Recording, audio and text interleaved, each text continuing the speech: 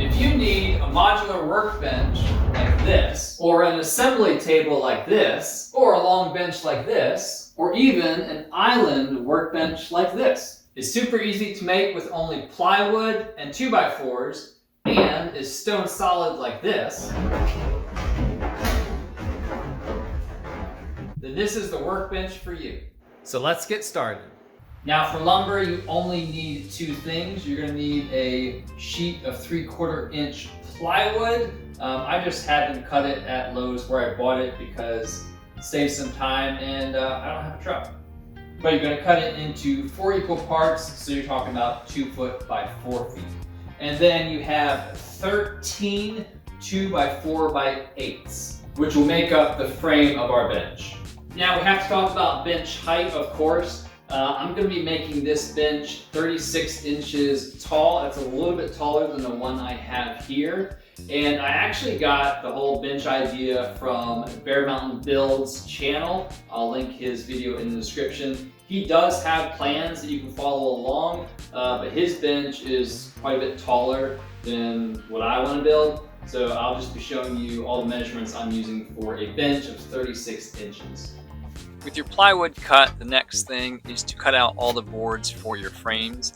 Now there are only 5 sizes to cut, but there are 8 boards per size. So you're going to end up with a total of 40 boards in the end. Now in order to fit those into the 13 2x4s, I have provided this list which gives the measurements for each board. You can follow along. That's what I did. That way you're not left with any extras and you don't have to purchase more lumber than you need. And I would recommend measuring, then cutting, measuring, cutting, etc. Kind of like measure twice, cut once, to account for any variances as you're cutting and the thickness of your saw blade.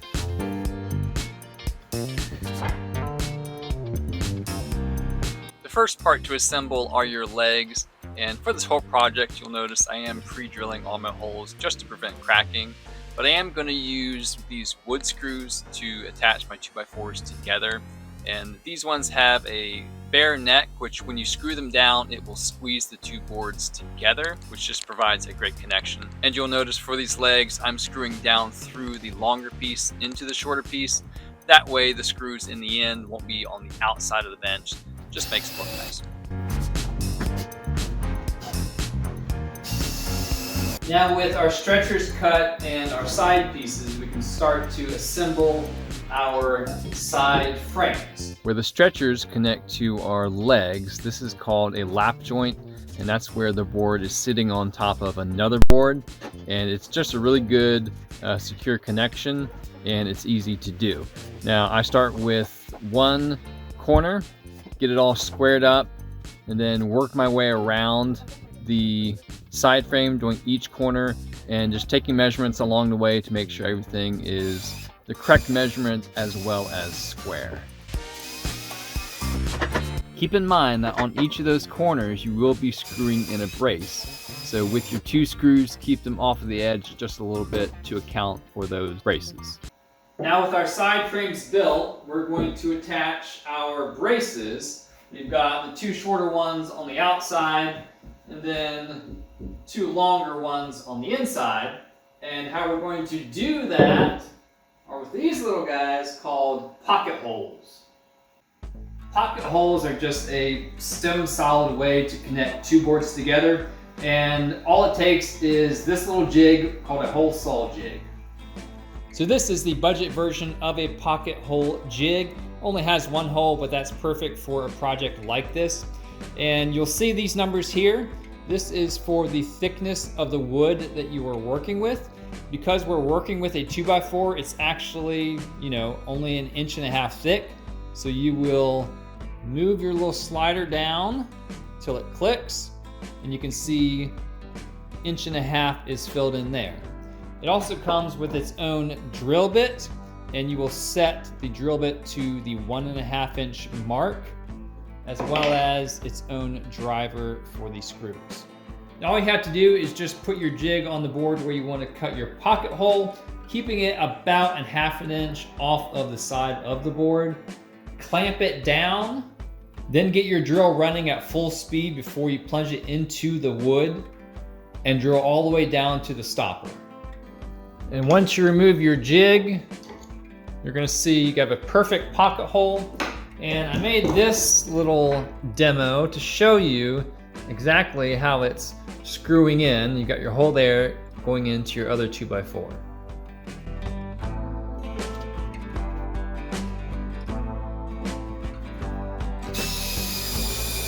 Now we're going to drill 2 pocket holes on each side of our braces, on all of our braces, and then we're going to drill some pocket holes going up into the top of our bench. It'll look like this. Now you will have a total of 64 pocket holes where you're screwing into another 2x4. You're going to use a 2.5-inch pocket hole screw. Now the screws are specific to pocket holes. Again, the jig comes with its own driver. And you're gonna have a total of 28 pocket holes that are screwing up into your 3/4-inch plywood. It's 2 in each of your braces, and then 3 on each of your stretchers going up into the top. Now I know it seems like a lot of holes, and it is, but trust me, the first time you give pocket holes a try, you will be like, oh my goodness, I am a real woodworker now, so give it a try. Again, it is such a stone solid connection to connect boards.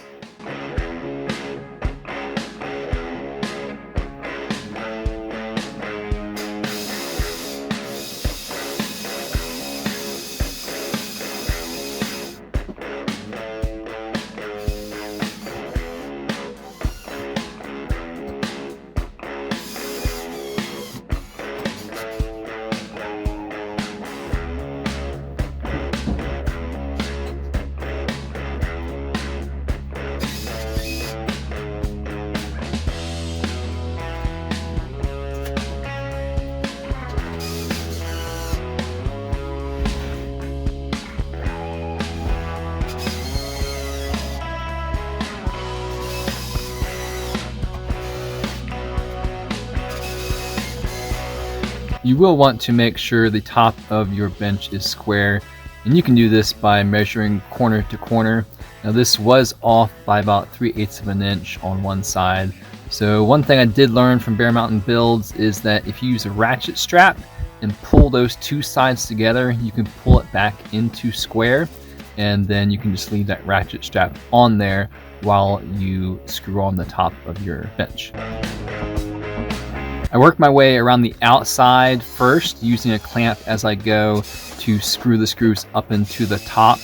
And then once all the outside screws are in, I screw in the screws on the braces on the inside.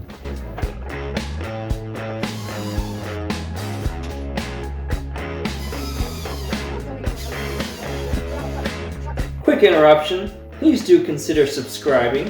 It is completely free, and of course it supports this channel, and it supports your creativity. To finish out your shelf, you will need to notch out your plywood to account for your legs.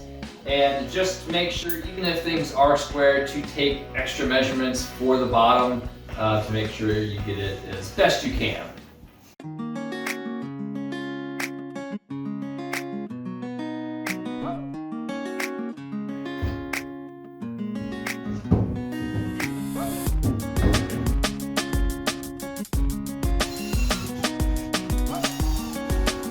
Okay, next to last step, I'm going to attach these caster wheels to the bottom of my workbench. I've got 2.5-inch wheels here, and something to keep in mind is to place them so that the edge of the wheel is just off of the edge of your workbench in both directions. That way it doesn't interfere with the other workbench when you attach it. Then we'll just pre-mark and pre-drill for our lag screws and attach those on.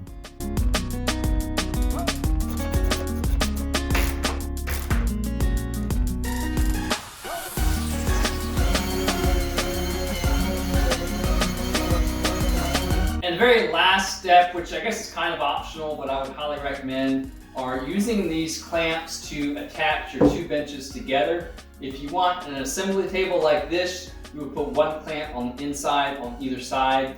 And then if you were doing a lengthwise bench, you would also put one clamp on each side on the inside.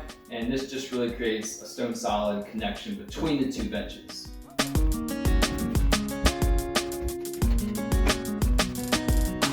Now, total cost for the entire build is $208 and only $104 if you chose just to make one bench by itself.